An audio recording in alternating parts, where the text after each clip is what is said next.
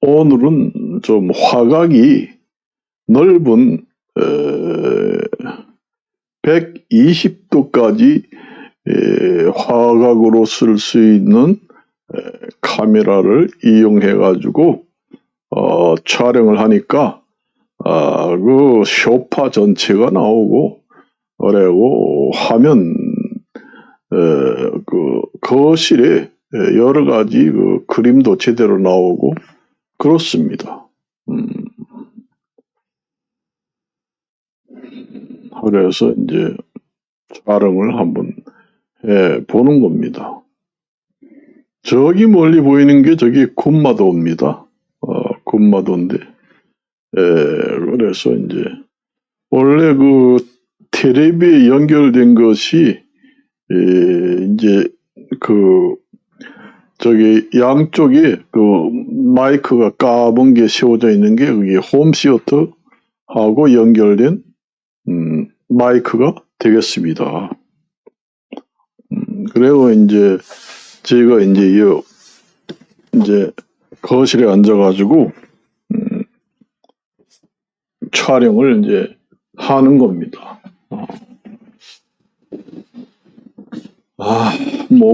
몸 전체가 다 나옵니다. 그래서 오늘은 이제 이렇게도 촬영해보고 저렇게도 촬영을 해보고 그렇습니다. 그 종전에 그 화면을 사용하던 것은 이러한 화면을 사용했습니다. 얼굴이 좀 크게 나오고 확대를 해서 얼굴이가 이렇게 생겼다, 이렇게 이제 보면서 얘기할 수도 있습니다. 그래서 이렇게도 보고 저렇게도 보고 보면서 대화를 할 수 있는 그 양면성이 좀 있다, 그렇게 말씀을 드리겠습니다.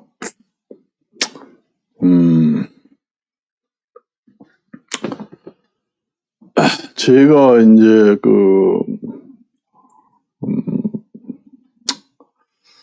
저도 원래 제가 원래 공무원 생활을 원래 강릉에서 시작을 했습니다. 사실은 공무원 생활을 강릉에서 시작을 하다가 나중에 이제 거기서 공무원 생활을 그만두고 이제 서울 교통공사로 이제 공채 시험을 봐가지고 서울로 이제 올라와가지고 이제 근무를 하게 됐죠. 그렇습니다. 그래서 뭐 이것저것 뭐 해보고 뭐 여러 분도 해봤는데, 사실상에 또 한동안에는 우체국에 근무를 해봤습니다. 우체국에 근무도 하고 사무직도 근무해보고 집배원도 근무해보고 그랬습니다. 그래가지고 여러분들이 제가 원래 원주 최신청, 강원도 원주 최신청 소속 이제 최신 공무원으로서 집배원도 이제 해봤습니다. 정선군 우체국, 강원도 정선군 사북읍에 가면은 사움 우체국이라고 지금에는 뭐 통합이 돼가지고 사북 우체국으로 이제 전부 다 되어 있는 것 같더라고요. 완전히 행정 명칭이 변경돼가지고 그렇게 돼 있더라고요. 거기 가서 근무를 해봤습니다. 뭐 여러 가지 공무원 다 해봤어요. 뭐 공무원도 해보고 최신청 공무원도 해보고 원래 학교 다닐 때 10군데 넘게 시험을 봐가지고 합격하다 보니 여기도 좀 가봐서 직접, 저기에도 가봐서 직접 하고 그렇게 했습니다. 원래 강원도 산골이라고 하면은 원래 정선군이 산골입니다. 강원도 정선군이 산골이에요. 거기도 산골입니다.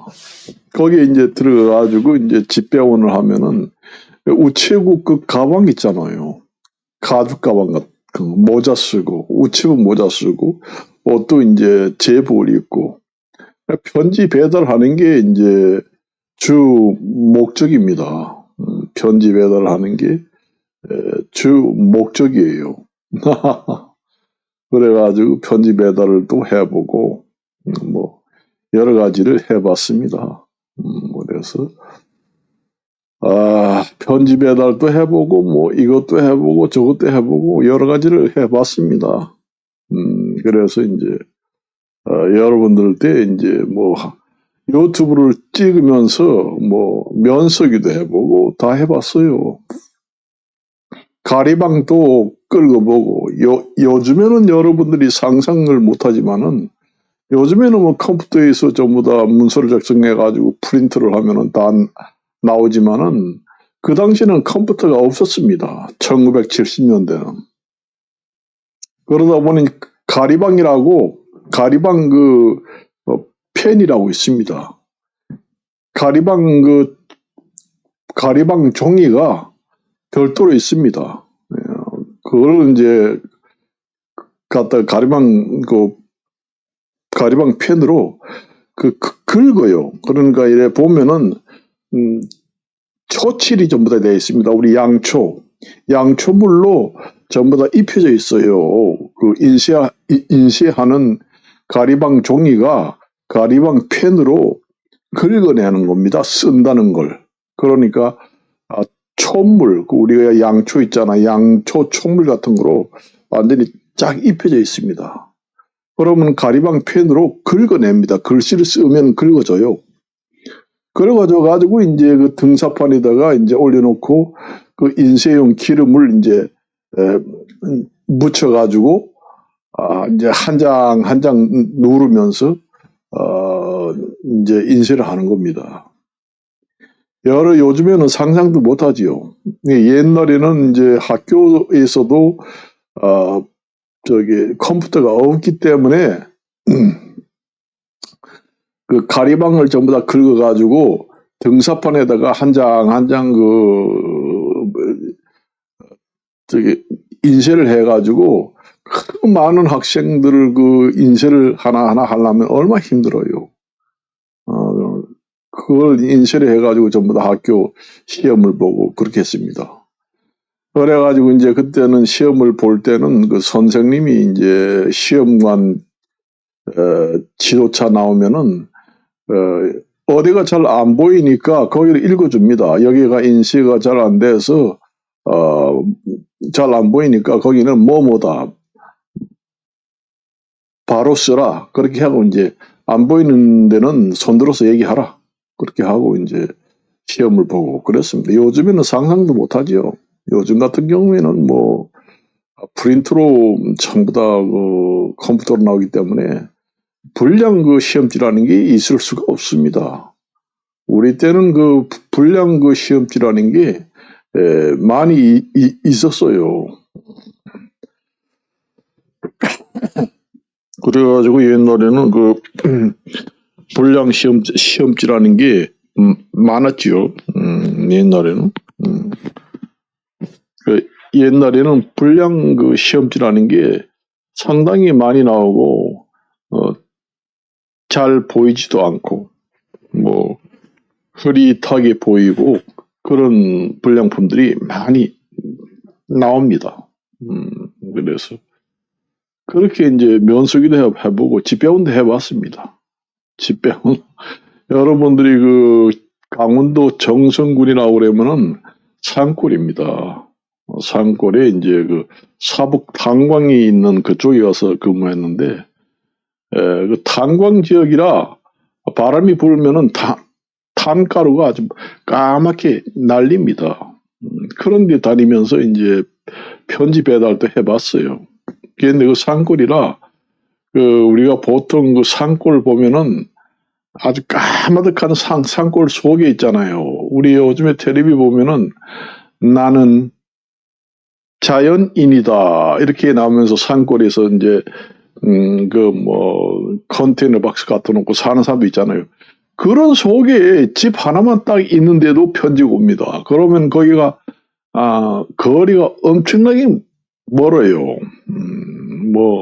4km, 5km, 왕복 10km 가까이 됩니다. 그런데도 걸어가 또 와야 돼요. 요즘에는 집배원들이 전부 다, 기동력이라는 게 좋아져가지고 전부 다 웬만하면은, 오토바이를 몰고 요즘에는 편지 배달을 하지만은 옛날에는, 배달할 수 있는 기동력이라는 게 고작 있어봐야, 자전거 우체국에 가면은 자전거 뒷뜰에 가면은 자전거 세워놓는 집이 별도로 있습니다. 조이고 닦고 고쳐서 깨끗이 쓰자 이렇게 앞에 슬로건을 내걸고 자전거 보관소가 별도로 있습니다. 닦고 조이고 확인하고 깨끗이 쓰자 이렇게 앞에 이제 플랜카드를 붙여놓고 자기가 배정받은 자전거를 이용해가지고 이제 배달을 하는 게 고작이었다. 그때의 1970년대, 60년대에는 우체국의 집배원이 타고 다닐 수 있는 기동력이라는 게 고작 있어봐야 자전거입니다. 그리고 그 중에서도 우체국이 좀 큰 데는 오토바이 한 대 딱 나옵니다. 그러니까 이제 처음에 발령을 받아가지고 가니까 원래 처음부터 배달하기 좋고 그런 지역을 이제 배정해 줄 이유가 만만하잖아요. 그러니까 처음 들어갔다고 해서 이제 험지를 배정받았습니다. 그게 이제 화절령 그쪽입니다.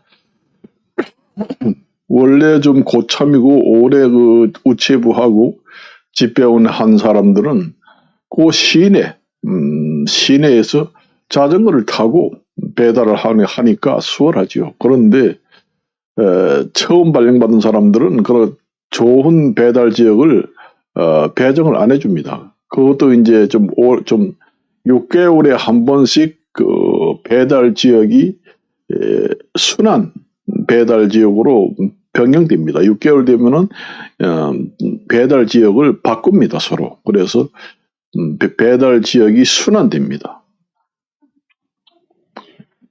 그래서 처음에 발령받으니까 정성군 사북읍 요즘에는 사북읍에서도 사움 우체국이라고 있는데 사움 우체국은 없어지고 이제 사북 우체국으로 전부 다 통합이 된 것 같더라고요, 보니까. 행정구역이.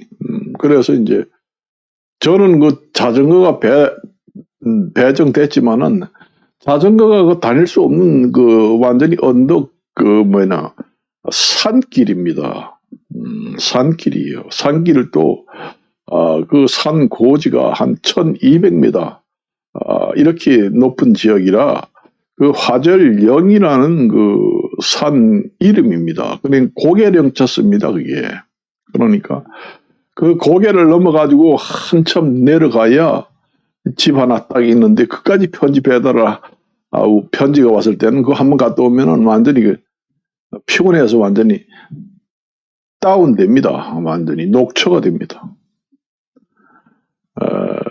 그래서 이제 어차피 편지가 왔는데 안 갈 수가 없잖아요.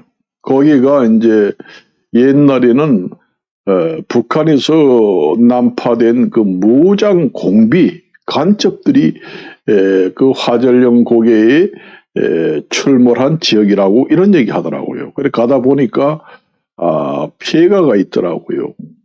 피해가가 이제 있는데 이제 같이 이제 한번 처음에는 이제 안내를 해주려고 이제 동료들이 한 사람이 같이 가면서 설명을 해주는데 저기 화절령 산 저기 있는 데가 폐가가 있는데 저기가 그 북한에서 난파된 간첩 무장 공비가 거기에 숨어서 지내다가 발각된 간첩 출몰 지역이다 이런 얘기를 하더라고요.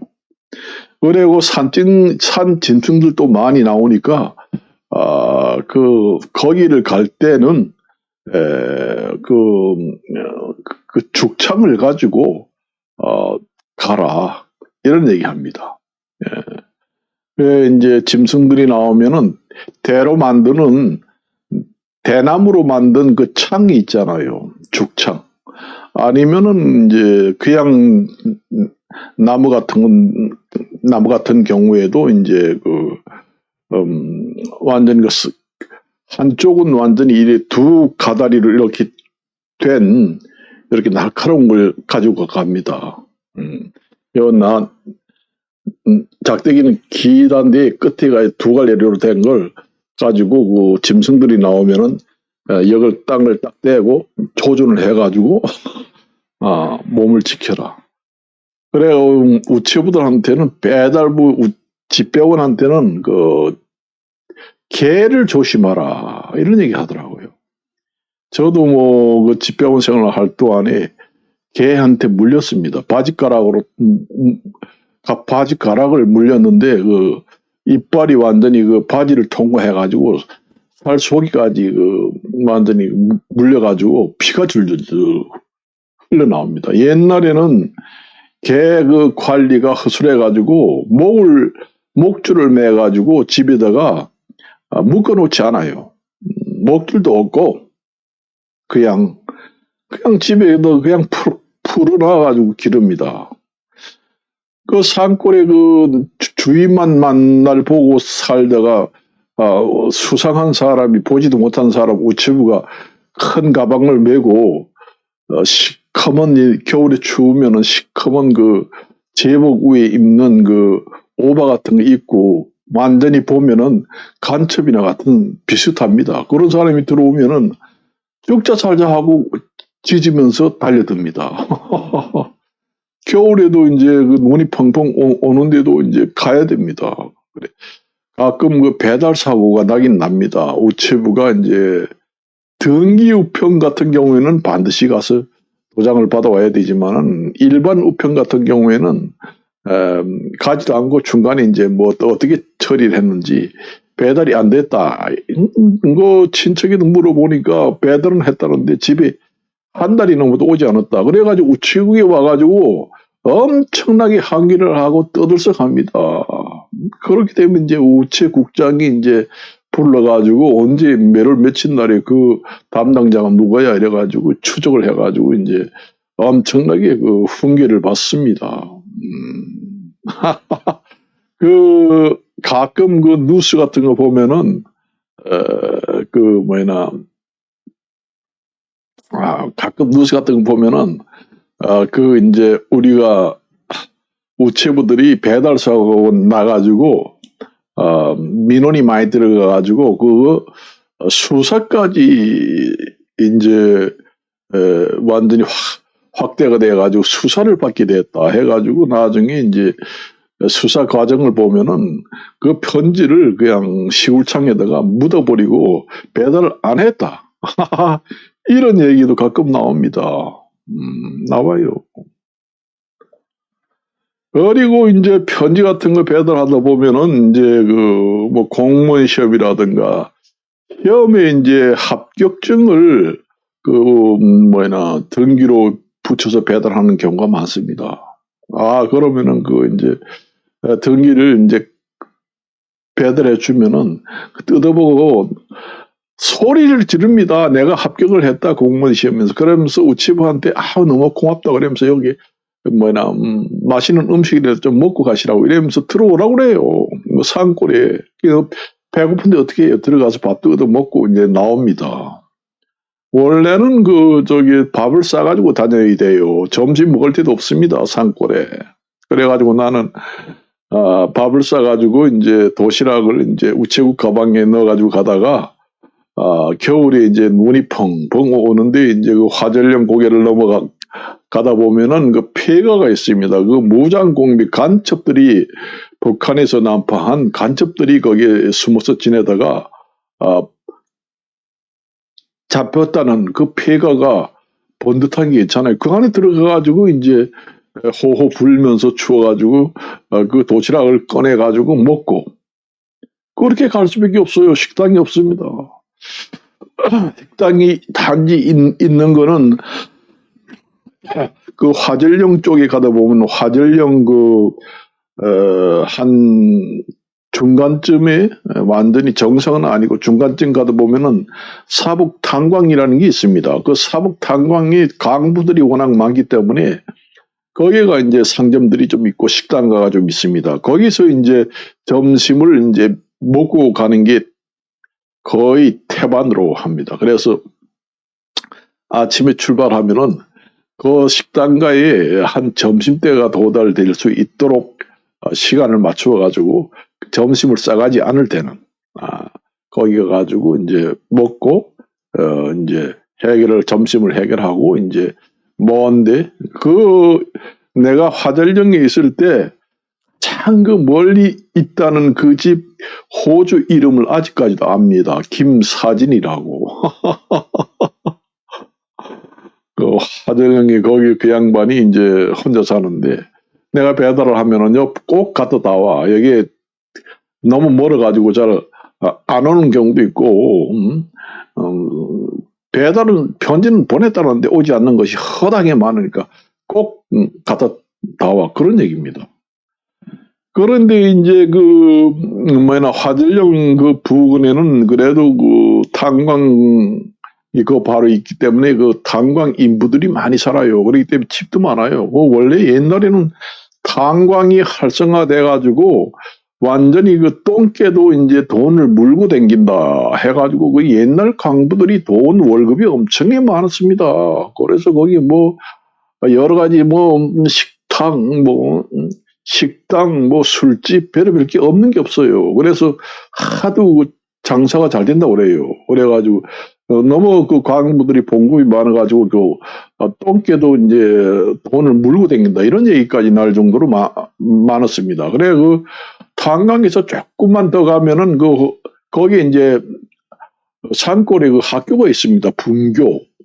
그러니까 집이 몇 집 안 되는데 아이들 한 4명, 3명 이렇게 있는지 이제 학교가 거기 시내로 나올 수는 없으니까 워낙 머니까 분교가 있어요. 거기 가가지고 이제 제가 이제 김사진이라는 사람 집까지 갈 수는 없으니까 그 김사진이 사는 양반의 아들, 딸들이 학교로 나옵니다. 학교가 김사진 씨 집 가는 것보다 좀 가까워요. 그래서 학교 들어가가지고, 김사진 자제분이 오늘 학교 왔습니까? 그러면, 저 왔습니다. 선생님이 있다 하더라고요. 그러면 이제 학생인데 편지를 줍니다. 그럼 집에 갔다 아버지 드려라. 그런 날은 완전히 지금으로 말하자면은 로또 복권에 당첨된 것 같이 기분이 좋습니다. 한 1km 정도는 덜 걷습니다. 왕복 2km 이상을 걸어야 되니까. 죽을 지경이죠. 그리고 학교에 가가지고 이제 대학에 보면은, 이제 학생이 없더라도 좀 이걸 전에 주라고 그러면 선생도 잘 안 받아요, 사실은. 학생이 있을 때만 직접 전해주려고 이제 찾아가서 좀 편하게 배달을 하게 되면은 그 로또 복권에 당첨된 것처럼 기분이 완전히 좋고 그럴 수가 없어요. 그런 생활도 해봤습니다. 여러분들이 지금의 젊은이들이 그런 우체부가 산골에 그러한 배달을 하는 직업을 가지라고 그러면은 아마 당장 때려치웠을 거예요. 힘들어서. 그리고 이제 또 쉽게 가는 방법이라는 게 원래 탄광 있는 지역에 탄광을 실어 나르는 트럭이 있잖아요. 트럭이 이제 오면은 이제 우체부 저 같은 경우에는 이제 인사를 싹 이렇게 해대면은 저 우체부가 이제 너무 힘드니까 차를 좀 태워달라 하는구나. 그래서 타라 이러면 이제 조수석에 탑니다. 그래서 이제 배달도 하러 가고 올 때도 그 차를 타고 내려오기도 하고 그래요.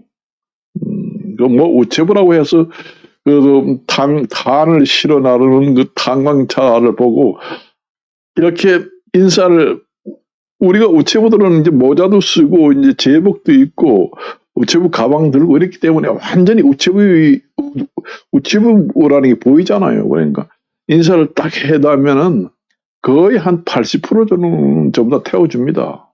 그렇지만 그 중에서는 안 태워주는 사람도 있어요. 그럼 할 수 없이 걸어서 가야 됩니다. 그런 생활도 제가 해봤습니다. 내가 하루는 이제 제가 몸이 이제 좀 아파가지고 병가는 안 내고 그래 출근을 해야 되겠다 이런 생각을 해가지고 이제 제가 이제 출근을 했어요. 그래서 저는 원래 그 몸이 아프면은 병가를 잘 안 냅니다. 그래서 출근을 해가지고 이제 그 편지가 오면은 이렇게 쌓입니다. 그러면 저기 편지 우체국에서 구분을 해야 돼요. 구분을 한다는 것이 이제 자기가 배달할 지역에 오는 편지는 전부 다 구분을 딱 해가지고 이렇게 챙겨가지고 묶어요. 그러니까 배달할 순서대로 쫙 올려놔가지고 순서대로 해가지고 묶습니다.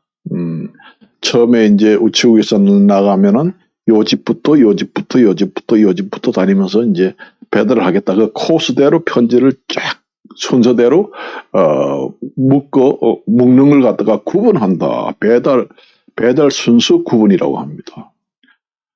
그것도 오래도록 배달을 해야 이제 기억이 또 오릅니다. 그 집이 딱 완전히 그림을 보듯이 머리에 붕 떠요. 그래서 이제 하지요. 오래 하다 보면 그렇게 됩니다. 그 구분을 전부 다 해가지고 이제 가방에 넣어가지고 일단 집에 왔습니다. 근데 배달을 하려고 보니까 너무 아파가지고 배달을 못하겠고 그래가지고 마누라를 보냈습니다. 마누라를 보냈어요. 마누라가 무슨 우체부 가방만 들고 갔지요. 옷을 입고 우체부 제복을 입을 수 있나요? 모자도 못 쓰고. 그러니까 우체국 들은 가방이 있는데 그거 원래 화전령 그쪽에는 집이 몇 개 안 됩니다. 그럼 많지 않아요. 많지 않습니다. 그거 가서 좀 배달을 좀 해가지고 오느라고 그랬더니 그 배달 그 편지물을 받은 사람이 여자가 아주머니가 모자도 안 쓰고 제복도 안 입고 그냥 왔는데 그 우체국에 아주머니 배달 보고 새로 있나요? 이렇게 또 우체국에다가 이제 전화를 해가지고 들통이 났습니다.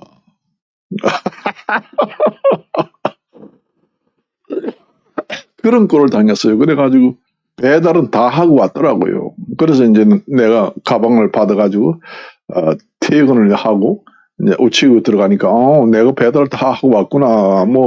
우체국장은 다 그렇게 인정할 거 아니에요. 나중에 이제 들통이 나게 되는 거지요. 이제 마누라 보고 좀 배달을 하고 오느라 이게 몇 개 안 되니까 어디 가면 어디 먼 집 있고 그러니까 배달 좀 하고 오느라 이러니까 간다고 하더라고요. 그래서 보냈습니다. 그러니 우체국 가방 하나만 달랑 내고 갔지. 전부 다 아주머니 완전히 흐트러진 머리에다가 그냥 사복에 입고 날라리처럼 갔을 거 아니에요. 그러니 편지 받는 집에서 놀랐을 거 아니에요. 이거는 이 지역은 남자가 맨날 키 크단 남자가 오던데 왜 오늘 여자가 이렇게 왔어 이게 이렇게 의심을 할 거 아니에요. 그게 이제 말이 전달이 돼가지고 이제 우체국 들통 나가지고 저가 이제 우체국장한테 불려가가지고 호통을 이제 당했습니다. 그래요. 그 지역이 탄광 지역이다 보니까 그 사북읍 우체국은 원래 그 사북읍에서 조금 떨어진 사음이라는 동네에 사음 우체국이 있었습니다. 그 지역이 우체국이지만은 그 하절령하고는 거리가 상당히 멀지만은 바람이 불고 그러면 탄광의 가루가 날려가지고 그 사북읍 전체 뭐 그 지역이 완전히 시커멓습니다. 밖에 나가면. 그러니 아이들이 그 놀 때 밖에 나가지고 뭐 흙장난한다 뭐 한다 이러면 탄가루가 완전히 그 손에 느릿하게 완전히 옷도 시커매지고 그래요. 탄광 지역입니다. 그때 만이 발령이 강릉 지역에 났으면 얼마나 좋았을까 그런 생각을 합니다.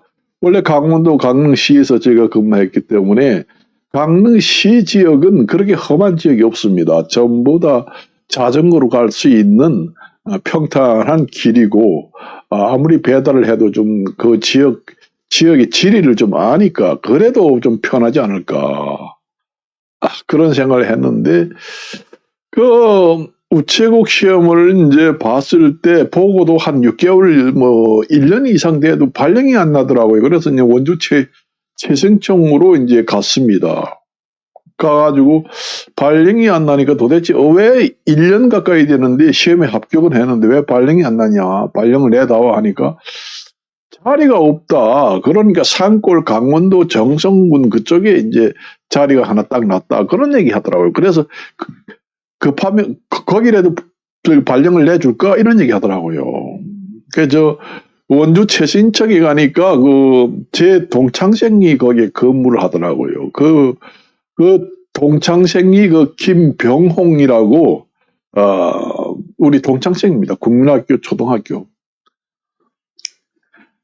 그래서 원주 최신청에 가서 이제 보니까 국민학교 동창생 김병홍이가 제가 초등학교 금강초등학교 다닐 때 동창생입니다. 그 원주 최신청이 근무하더라고요. 그래서 사실 얘기를 하니까 알았다고 내가 참 물어볼게 하다 보니 발령 날 자리가 없다. 강릉시로 발령 나면 좋은데 그거는 자리가 없고 강원도 정선에 이제 자리가 하나 났다 해가지고 아이고 이제 6개월이 넘어 1년 가까이 되는데 발령이 아직도 안 났는데 1년이 넘으면 아마 취소가 될 수도 있으니까 그까지 험하면 어때?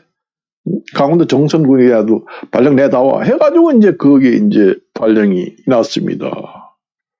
제가 강릉에 살고 있으니까 강릉 지역으로 발령이 이제 내려고 아마 대기 중에 있었던가 봅니다. 그럼 강릉 지역은 강릉 우체국에서 뭐 배달을 하면은 강릉 시내 같은 데는 좀 복잡하지만은 처음에는 좀 배달하는데 익숙하지 않으니까 좀 헷갈리지만 좀 배달을 오래 하다 보면은 다 집집마다 코스를 알기 때문에 배달하기는 완전 쉽습니다. 그리고 뭐 농촌 지역이라고 해도 뭐 강원도 강릉시 왕산면 뭐 대길이 같은 데는 산골 지역이라 그것도 보통이 아니죠. 제가 옛날에 강릉시청 면사무소 근무할 때 강원도 강릉시 왕산면 대길이 고단 출장소에 가서 근무를 했습니다. 그러니까 근무를 안 해본 지역이 아닙니다. 그래서 그런데 근무를 하고 이제 뭐 우체부를 해가지고 정선군 사북읍 사음우체국 산골에서 근무를 하고 하다 보니 이런 시골에서 근무를 하다 보면 결국은 이 꼴이 되는구나 해서 이제 어느 날 신문을 보니까 서울교통공사에서 직원 공채를 뽑는다 해서 이제 서울에 이제 시험을 보게 된 겁니다. 여러분들이 서울교통공사가 얼마나 좋은지 여러분들이 아세요? 그걸 아셔야 돼요. 보통 입사를 해가지고 회사 들어가면은 지방 근무를 해야 되고 본점 근무를 해야 되고 본점 근무를 하면은 이제 서울에 본점이 있으면 본점이 서울에서 근무하기 때문에 거기를 근무하기를 원하는 사람들이 사원 중에서 많습니다. 그렇지만 눈밖에 안 나게 되나 뭐 능력이 부족하고 눈밖에 나게 되면은 지방 발령을 받을 수도 있습니다.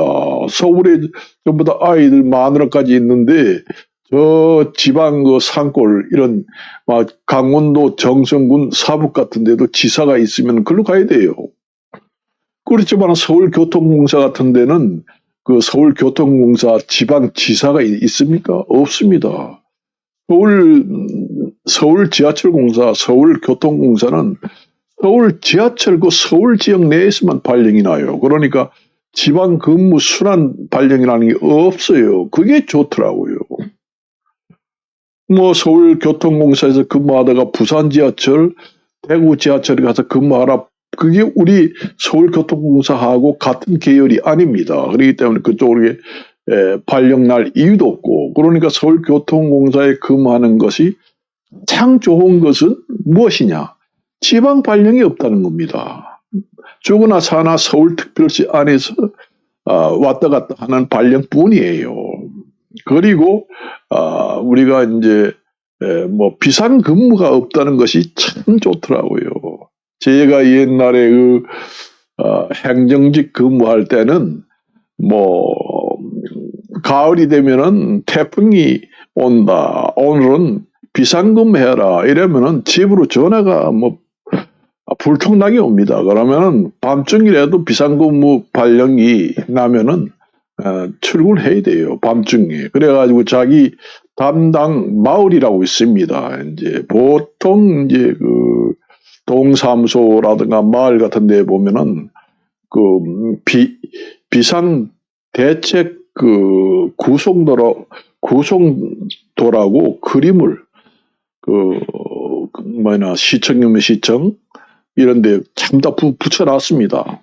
비상 대책 근무도 구성도 해가지고 그래가지고 밑에 보면은 마을마다 그 담당 공무원 이름이 다 있습니다. 그래가지고 거기 가서 비상근무를 해야 돼요. 근데 지하철 공사, 교통공사는 그런 게 없습니다. 풍수가 난다고 그러면 뭐 지하철 공사 무슨 관계가 있나요? 별로 천재지변을 받지 않는 것이 지하철 철도입니다. 그러니까 비상근무, 연장근무가 없다는 것이 최고의 그 특별한 장점이에요. 절대로 비상근무, 연장근무, 그 다음에 그런 게 없어요. 지방 순회 발령근무 이런 것도 없고, 그러니까 칼출근, 칼퇴근이 보장된 직장이 서울교통공사. 그리고 비상근무가 없다. 연장근무라는 게 없습니다. 그거는 딱 1일 정산제기 때문에 자기가 근무한 날에 그 표를 팔고 사고 한 그 수익금을 딱 정산해가지고 제출하게 되면 그걸로 끝납니다. 그래서 연장근무가 없다. 비상근무가 없다. 그리고 지방으로 순회 근무가 없다. 그 다음에 이제 칼퇴근, 칼출근이 보장된다. 그리고 학자금이 100% 나온다. 무상으로. 그 얼마나 좋은 직장입니다. 단지 이제 문제가 좀 된다는 거는 이제 지하철에 이제 그 지하다 보니까 미세먼지 이런 이제 공기 질이 별로 좋지 않은 데서 이제 근무한다. 이런 것 뿐이지 다른 것은 전혀 영향을 받지 않고 그만한 직업이 없습니다. 그래서 거기서 근무할 때 이제 높은 사람들이 얘기하는 것이 지하철 근무하는 게 단지 지하에서 근무한다고 해서 좀 공기 질이 좀 좋지 않은 데서 근무한다는 것 뿐이지 다른 것은 없다. 모든 직장에 가면은 100% 만족하는 직장이 어디 있겠느냐 이런 얘기를 하더라고요. 이만한 직장이 당신들 뭐 있느냐?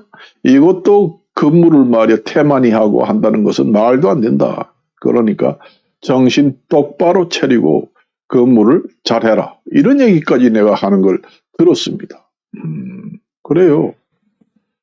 그 제도 행정공무원을 해봤지만은 아유 행정공무원 정말 말도 말아요.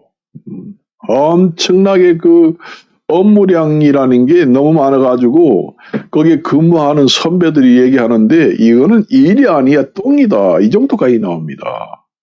툭하면 비상근무예요. 우리가 천재지변이 나면은 우선 그 행정공무원이 총동원됩니다. 산불이 났다 이러면 산불 끌어가야 되지. 풍수해가 났다 그러면은 우리가 풍수해 예방에 또 동원돼야지. 뭐 모심기 지금 제철인데 가물어 가지고 지금에 완전히 그 모내기를 못한다. 그러면 양수기를 총 동원해 가지고 물 뽑아 올리기 운동에 참가를 하라. 뭐 말도 못합니다. 말도 못해요.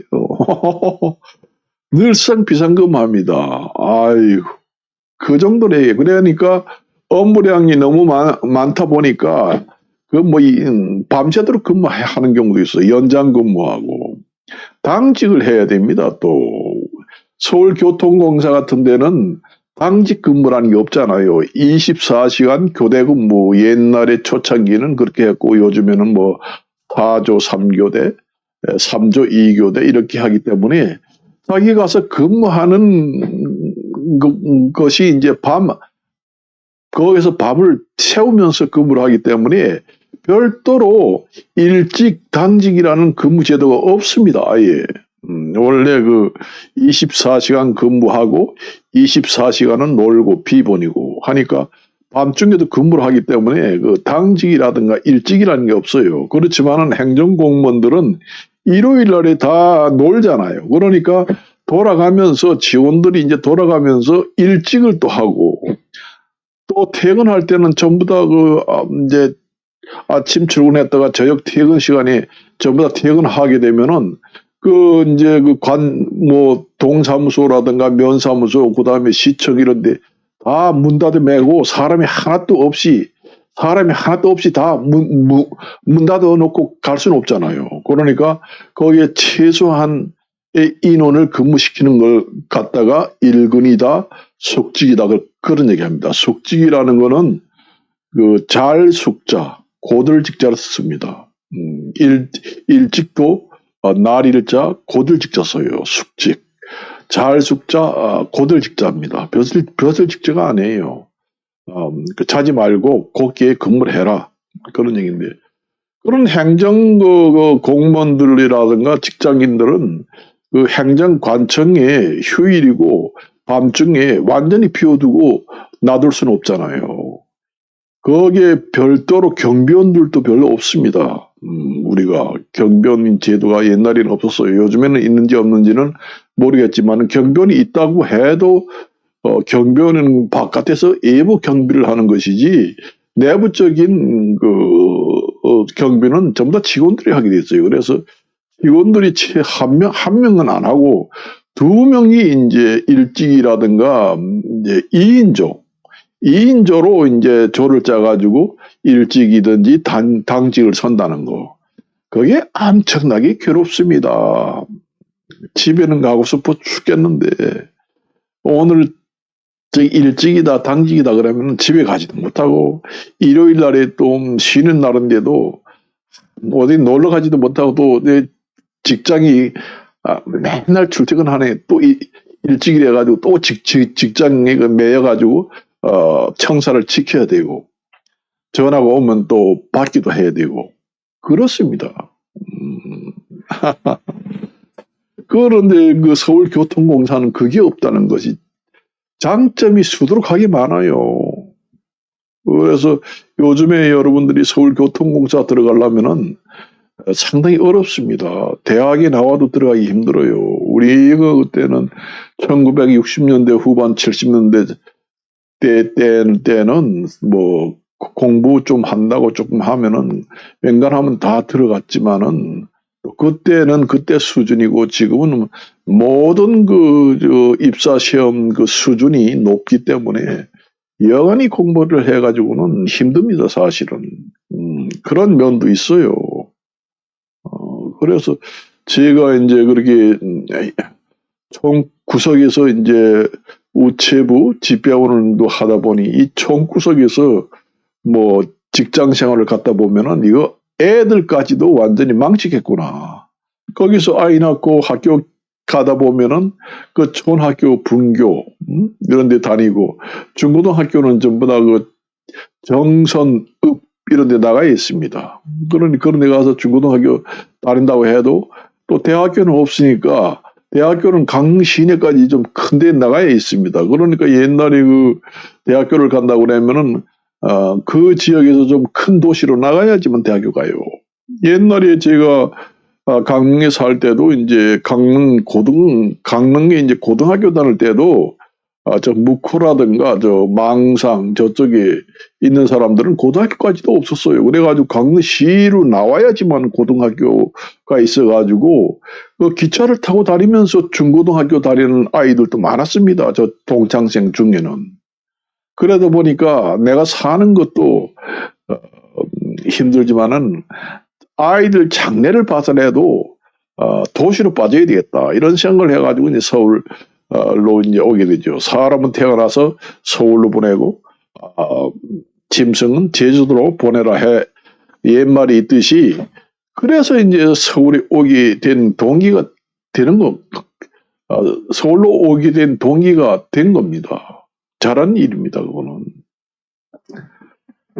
옛날에 그 좀 공부 꽤나 한다고 해도 지방대학에서 전교에서 1, 2등 해도 서울에 저기 공부 좀 중간 가는 사람들의 그 수준도 못 됩니다. 그래서 이제 지방에서 공부해가지고 서울대학교 붙었다 그러면은 그 동네가 아주 잔치가 일어나고 깜짝 놀랍니다.